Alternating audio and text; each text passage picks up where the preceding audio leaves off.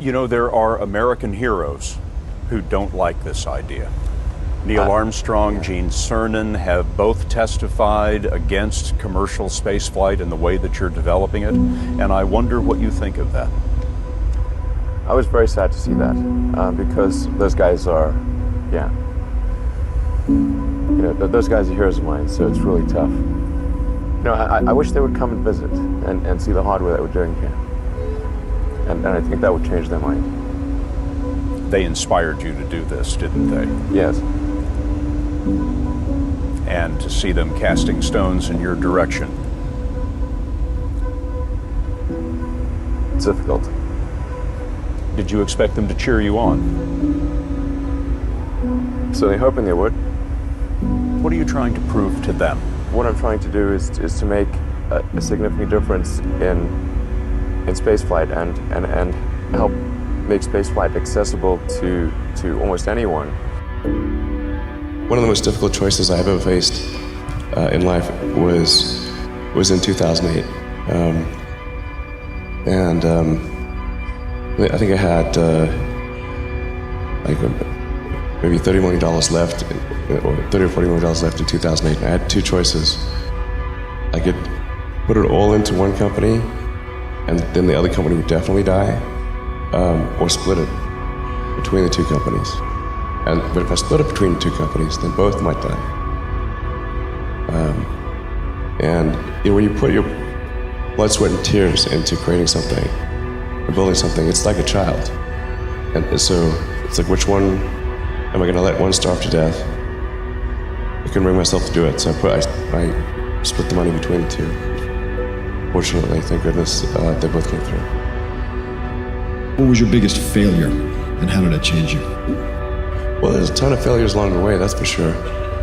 As I said, for SpaceX, the first 3 launches failed, and we actually were just barely able to scrape together enough parts and money to do the 4th launch. If that 4th launch had failed, we would have been dead.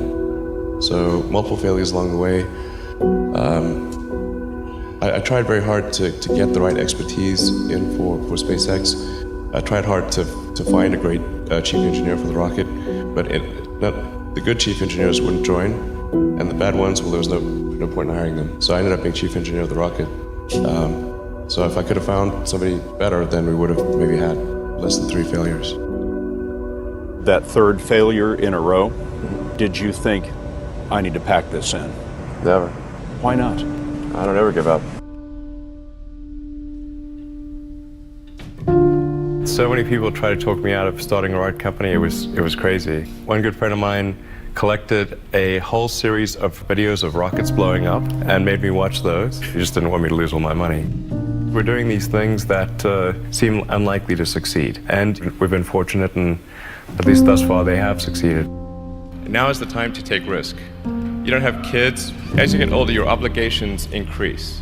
And once you have a family, you start taking risk not just for yourself, but for your family as well. It gets much harder to do things that might not work out. So now is the time to do that before you have those obligations. So I would encourage you to take risks now. Do something bold. You won't regret it. How did you figure you were going to start a car company and be successful at it? Well, I didn't really think Tesla would be successful. I thought we would most likely fail. But I thought that we at least could address the false perception that people had that an electric car had to be ugly and slow and boring like a golf cart. But you say you didn't expect the company to be successful, then why try? If something's important enough, you should try, even if the probable outcome is failure.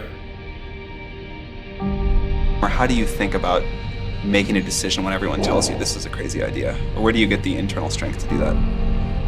Well, first of all, I'd say I actually think I feel fear quite strongly.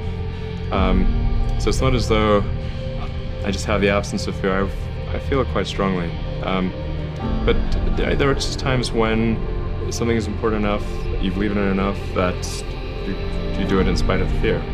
I think about what technology solution is necessary in order to achieve the particular goal, and then try to make as much progress in that direction as possible. I think being a multi-planet species and being out there among the stars is important for the long-term survival of humanity, And that's one reason. But then the part that I find personally most motivating is that it creates a sense of adventure, and it makes people excited about the future.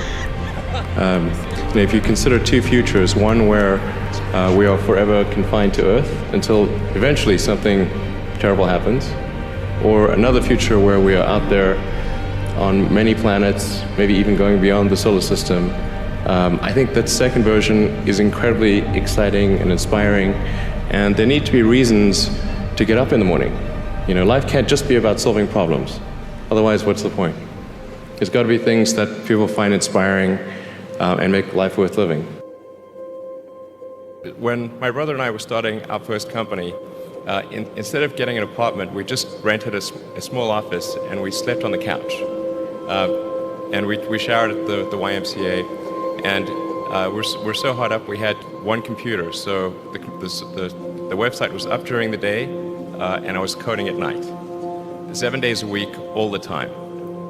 And I sort of briefly had a girlfriend in that period, and in order to be with me, she had to sleep in the office. So work hard, like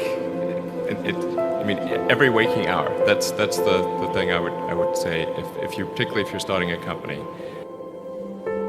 Whatever area that you get into, given that even if you're the best, there's always a chance of failure.